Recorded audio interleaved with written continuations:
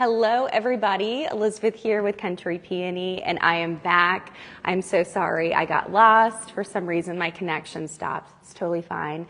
We can still craft, it's no big deal. This is welcome to episode 43 of Coffee and Crafting. I'm so excited to have you here. Today we are going to be making these tassel ghost garlands. I have one behind me. I have one here. They are so cute, and honestly, I love this craft because it's so simple and so fun. So for this project, we're just going to need a couple of things. We are going to need a yarn, a medium weight, and so I love this yarn from Lion brand. It's so textural, it's so beautiful, and I love the color. It is really fun, and I think this is the Blossom. But this is the Wool Ease texture from the Lion brand. And then to make your own tassel, I recommend Clover's Tassel Maker. So I know you can make tassels out of cardboard, but if you're specifically a beginner or you're wanting to make this with your children or grandchildren, I definitely recommend investing in this because it's really fun. And it makes it really simple every single time. Clover's products are all super intuitive. They have the fabulous guidelines and so forth. Okay, so you're also going to need some scissors. These are really sharp scissors by Clover. I only use these for yarn. If you know, you know. And then the last thing that we're going to need that turns the tassel into ghost is paper. And so honestly, I couldn't find my black paper just now, so I'm going to use some brown to make the eyes and then a hole punch. So simple. And then lastly, some glue to attach the eyes to the tassel. So if you are here, I would love for you to tell me where you're coming from, if you've ever made a ghost tassel before, or even a ghost tassel garland like this.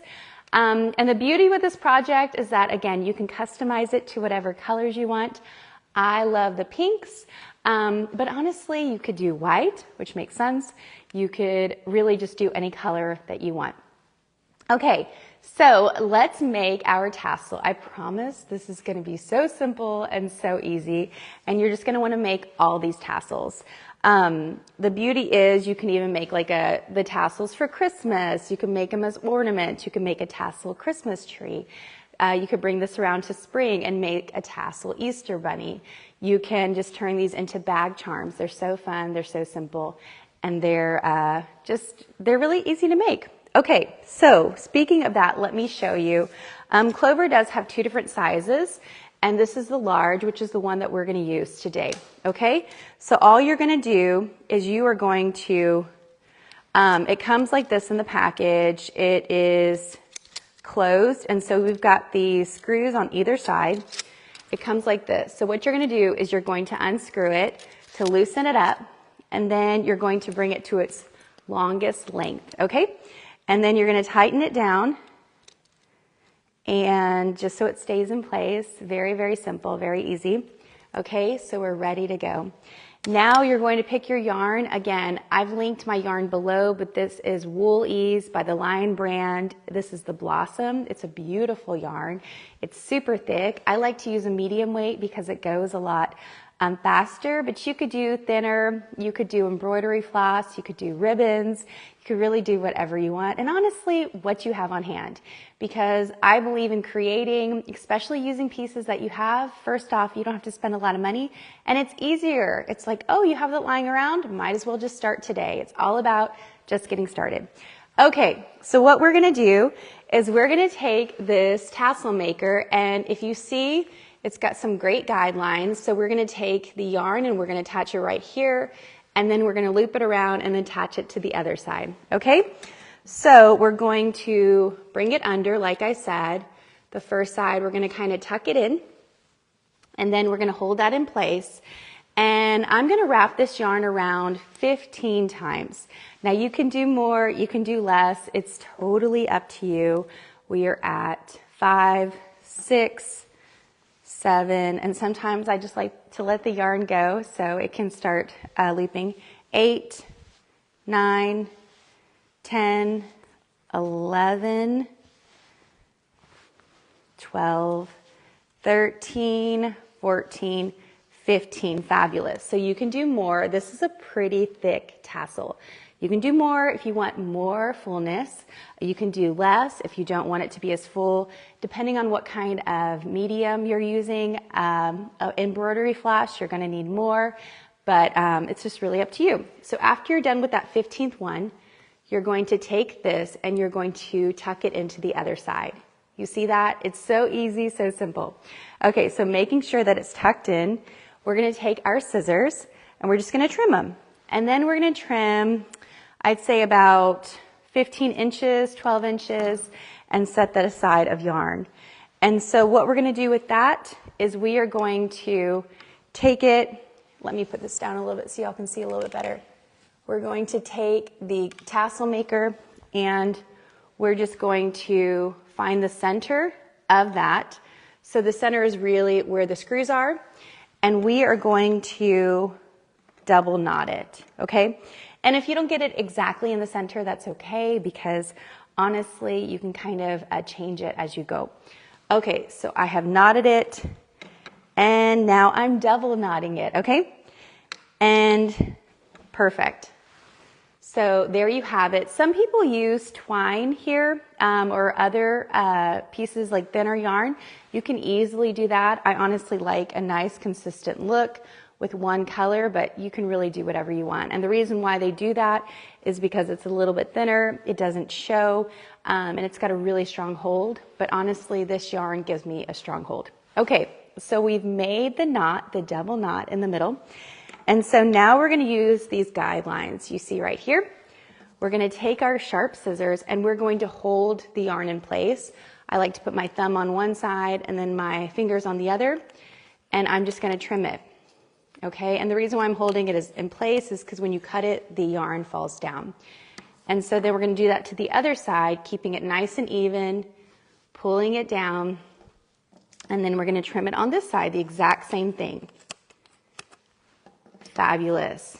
Okay, so now you have most of your tassel done. How fun is that? Like, I was thinking it obviously has more than 8 legs, but that could be also really fun.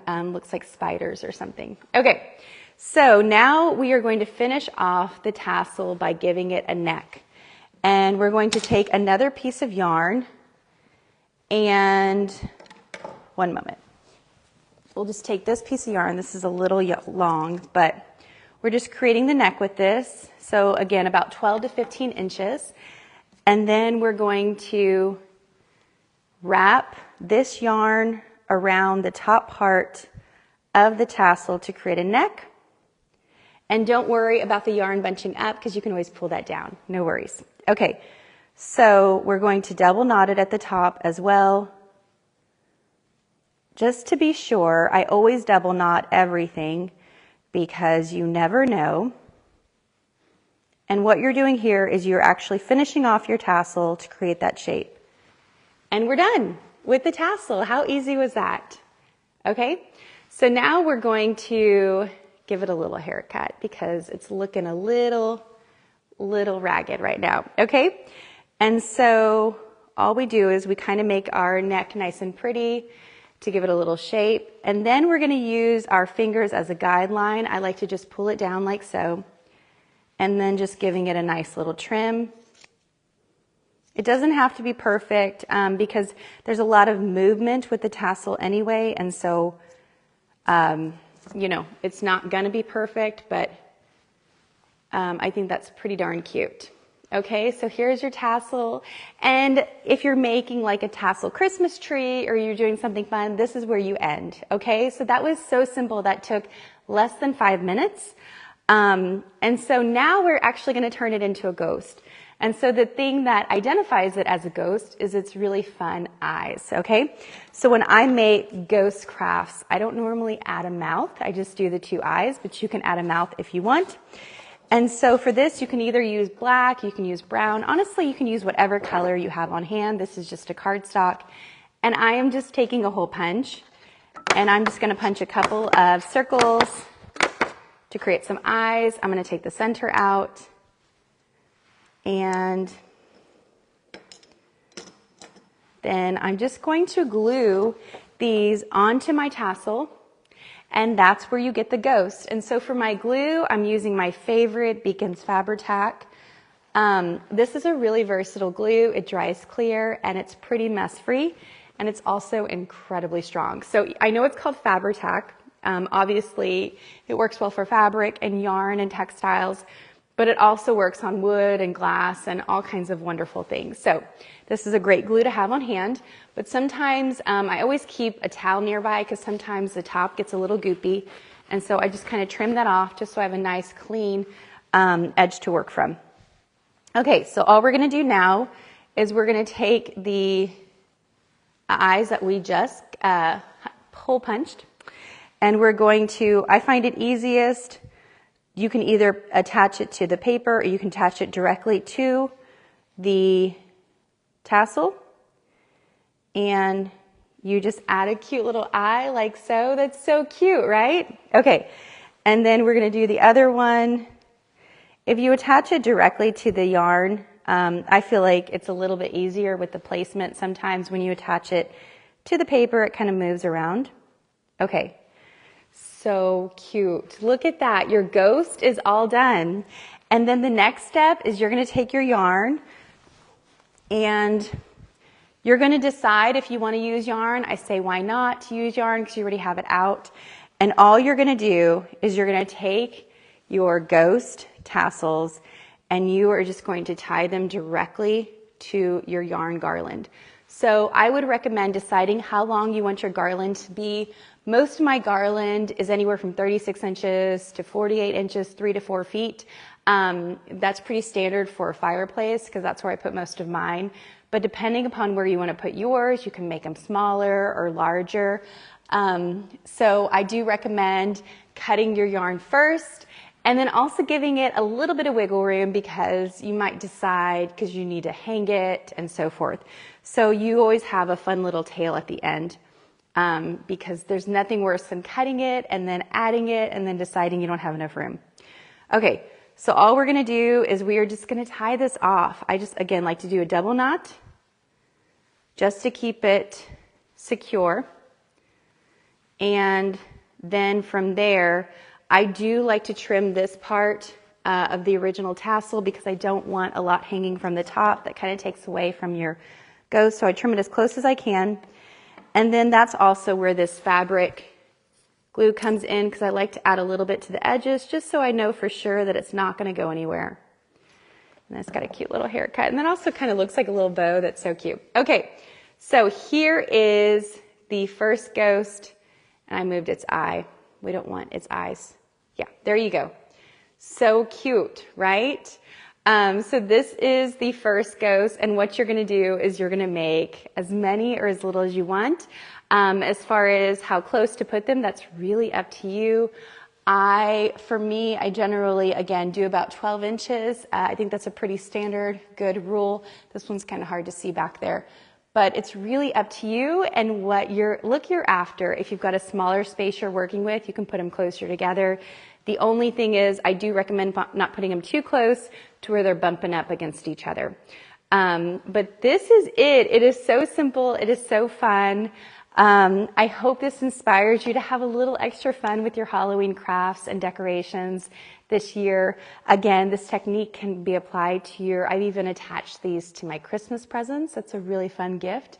And it's just a really fun way to add a little extra whimsy to your decorations and your gift giving and your crafting this year. So if you have any questions, please let me know. I always love hearing from y'all.